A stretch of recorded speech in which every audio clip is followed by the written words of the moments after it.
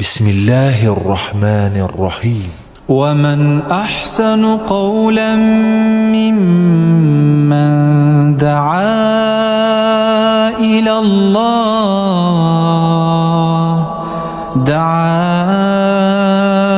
إلى الله وعمل صالحا وقال إنني من المسلمين.